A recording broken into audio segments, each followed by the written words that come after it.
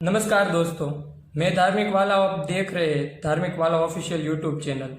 आज हम बात करेंगे पॉजिटिविटी की। आज हम बात करेंगे देश जीता है, कोरोना हरा है। यह बात सही है कि तीसरी लहर भी आने वाली है, पर उस बात में कोई गुंजाइश भी नहीं है कि दूसरी लहर अब जाने वाली है।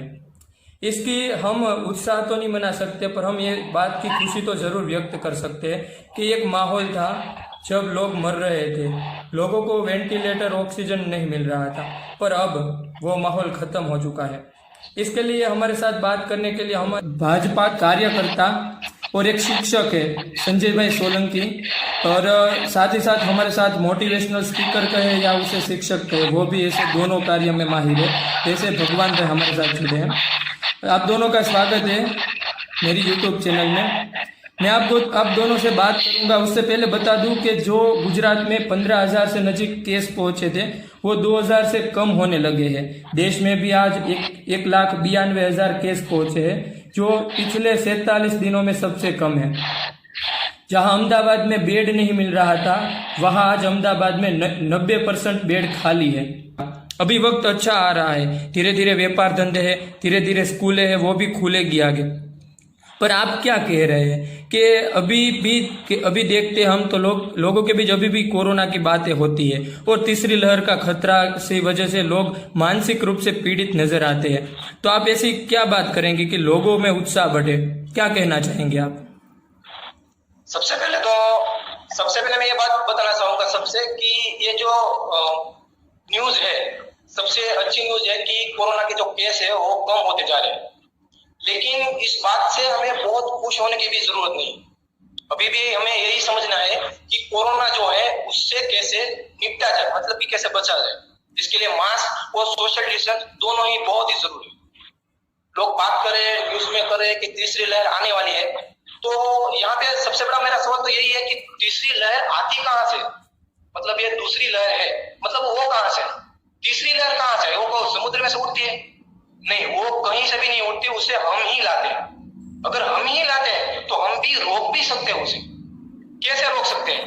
तो सब लोगों को ये खुद पे जिम्मेदारी लेनी होगी कि ज्यादातर जैसे हो सके वैसे सोशल डिस्टेंस रखें।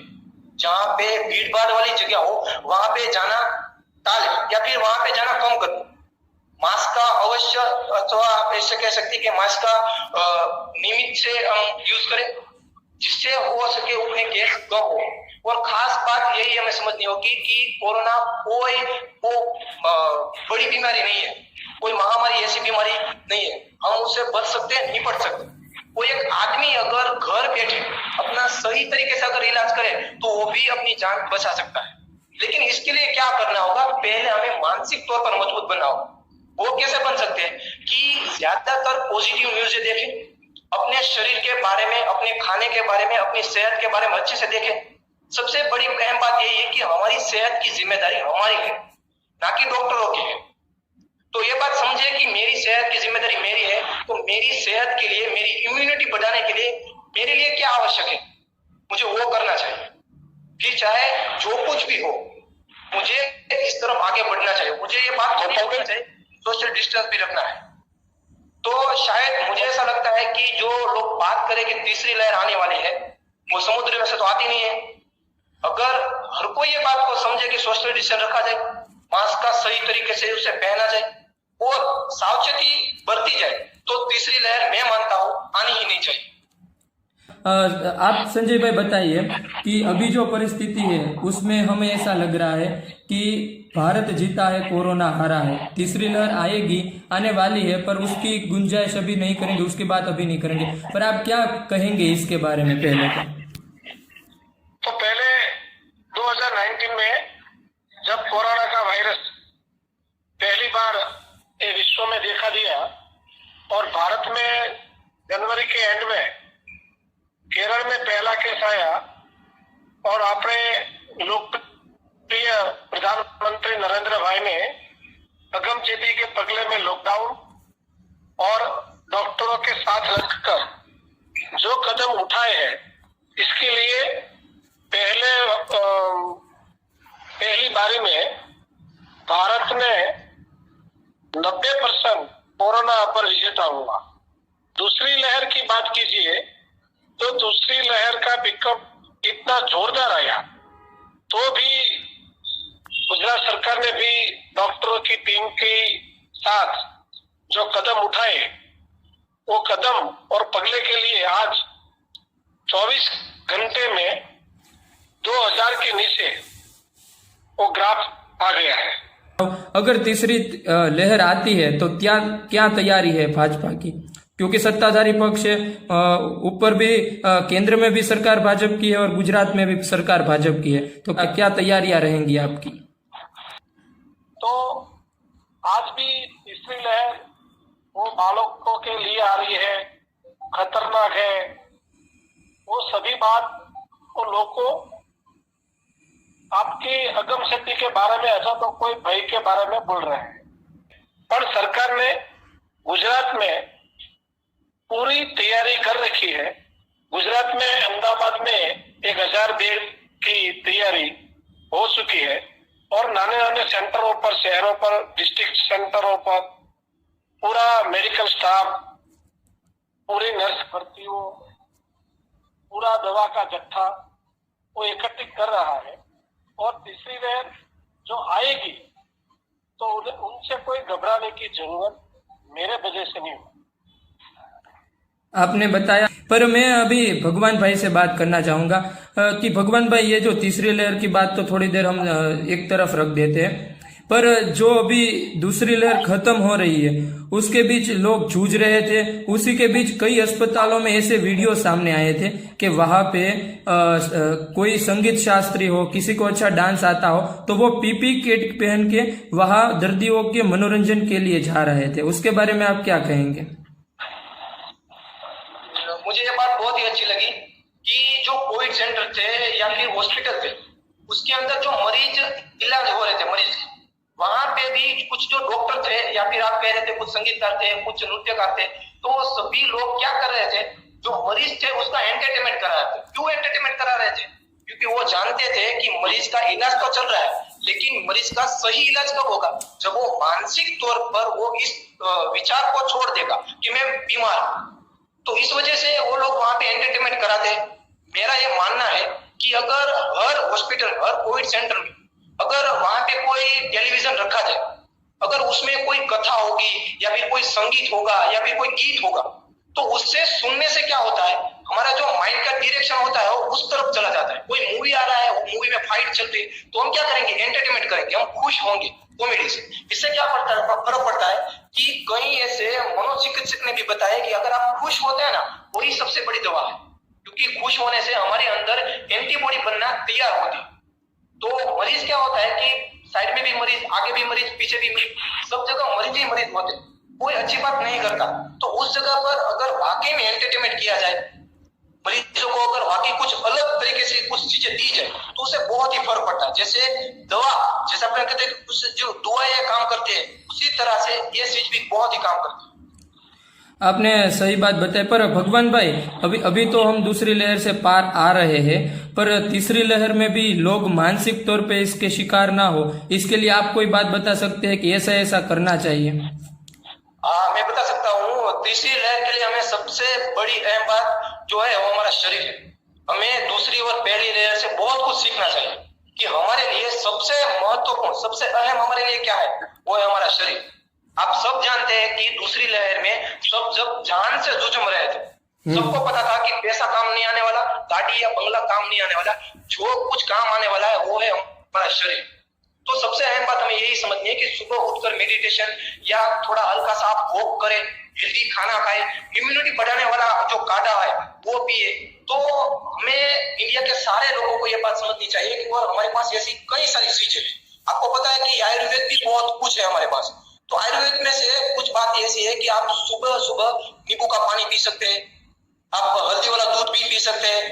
तो ऐसी कई सारी चीजें आप गूगल में आप सर्च करेंगे तो आपको मिल जाएगी कि इस तरह से। तो मेरा सिर्फ यही मानना है कि मैं भी अपनी लाइफ में ये अप्लाई करता हूँ। सुबह 6 बजे उठने के बाद मैं वॉकिंग पे निकलता हूँ, एक्सरसाइज करता हूँ, फिर मेडिटेशन करता हूँ, फिर आने के बाद जो काढ़ा है वो हम सब पीते हैं। और काढ़े में मैं बताऊंगा कि गाँव में जो नीम का पेड़ होता है और उससे लिपटते उठते गला, तो तो जो गला जो होता है उसका जो तार होता है, मतलब गले जो होते हैं उसको अगर पीस कर उसको सही तरह से इस्तेमाल कर अगर आप काढ़ा बनाए तो बहुत ही तरीके से इम्यूनिटी बढ़ती है। इम्यूनिटी को बढ़ाने के कई बार ऐसे काढ़े होते हैं, तो वो भी हम कर सकते हैं। दिन में जितना हो सके उतना शारीरिक वर्क करें, ठंडा पानी ना पिए, सोशल डिस्टेंस रखें और ज्यादातर हो सके उतना गर्म खाना खाएं और पूर्णतः आराम लें। पूर्ति अगर हम नींद लेंगे तो हमारा शरीर जो है वो एकदम स्वस्थ रहेगा, तीसरी लहर के लिए तैयार रहेगा। ठीक है भगवान जी। संजय भाई से मैं पूछना चाहूंगा, आप क्या सोचते हो कि दूसरी लहर में हमें जीत मिली है? अभी हम बाहर नहीं आ गए, अभी केस है, पर केस थे वो जो 14,500 के नजदीक चले गए थे वो आज 2,000 से नीचे आ गए, तो कौन कौन से फैक्टर काम लगे हैं?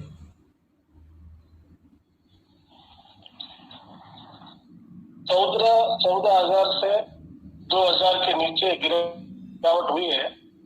उसमें पॉजिटिव आएंगे तो उसका चेहरा का लक्षण आप देख सकते हो, और वो रैपिड टेस्ट जो आप सर बोलते हैं कि नेगेटिव है तो उसका चेहरा खुशखुशाल होता है कि मुझे कोविड नहीं है। और इसलिए वो रोग, कोई भी रोग दर्द है, वो कोविड की बात तो बाजू पर रखे, पर कोई भी दर्द से एक मन से शुरू होता है, पहले ये मानसिक प्रक्रिया होती है। और आज आप बात करते हैं कि वो रिकवरी रेट बढ़ा है, तो उसमें जो कोई यश देना है तो डॉक्टर की टीम का और सरकार का व्यवस्थापन का। सही बात कहा आपने, उनके लिए आभारी है। फ्रंटलाइन वॉरियर जितने भी थे उन्होंने अपना जो फर्ज था वो पूरी शिद्दत से निभाया है, तभी आज हम इतने सुरक्षित हैं और इतने खुशखुशाल है, धंधा रोजगार खुल रहे हैं, वो सभी जो हो रहा है वो उसकी बदौलत है। और साथ ही साथ आपने और हमने जो सहयोग दिया है वो भी काबिल ये तारीफ है। हमने बहुत बात की, हमारे सवालों का सिलसिला शुरू रखा, पर अभी ये मीटिंग थी वो हम क्लोज करने जा रहे हैं। और उसके पहले मैं आपको बता दूं कि हमने ये मीटिंग क्यों की थी, क्योंकि पिछले 24 घंटे में मेरे पास डेटा है, यह पिछले 24 घंटे में 1,92,734 नए मामले सामने आए थे, उसमें वो 47 दिनों में से सबसे कम मामले हैं। साथ ही साथ देश में वैक्सीनेशन का आंक 21,31,54,129 पर पहुंच चुका है। अगर गुजरात की बात करें तो गुजरात में कल सांझ 5 बजे जो केस आया था पिछले 24 घंटों का, उसमें बहुत कम 25 लोगों की ही मृत्यु हुई है। वो 25 लोगों की मृत्यु उनके परिवार को, इस डिस्ट्रिक्ट में तो जीरो तक मृत्यु होता है। और उनके परिवार के लिए बहुत बड़ा होगा, पर पूरे गुजरात की 6 करोड़ से ऊपर बस्ती है, वहां से हम कम आग सकते हैं। 35,403 एक्टिव केस है गुजरात में, 9,815 लोग कोरोना से मर चुके हैं अब तक की बात कर रहा हूं, और 7,62,000 लोगों ने कोरोना को हराया है। 7 लाख लोगों ने कोरोना को हराया है। इसलिए हमने ये टॉपिक लिया था कि कहीं ना कहीं लोगों में जुस्सा बढ़े, कहीं ना कहीं जो फ्रंटलाइन वॉरियर्स ने काम किया है उसके बारे में बात हो, क्योंकि बात तो हमने इससे पहले भी बहुत की और नकारात्मक बात भी की थी, और सरकार का पैर भी हमने खींचा था, क्योंकि सरकार तब गलत थी, ऑक्सीजन की कमी थी, वेंटिलेटर की कमी थी। पर आज सरकार ने कर दिखाया है और गुजरात में 2,000 से कम केस आए हैं, इसलिए बात इसकी भी होनी चाहिए। और सिर्फ नकारात्मकता फैलाना पत्रकारिता का धर्म भी नहीं है वैसे, इसलिए हमने बेल से बात की। हमारे साथ संजय भाई जुड़े थे, वैसे प्रिंसिपल है, शिक्षक है, भाजपा के कार्यकर्ता है, भगवान भाई मोटिवेशनल स्पीकर है और पेशे से वे भी शिक्षक है। आप दोनों का मैं धन्यवाद करता हूँ, आप दोनों हमारे साथ जुड़े, अपनी बातें साझा की और अपना पक्ष रखा। धन्यवाद भगवान भाई, धन्यवाद संजय भाई।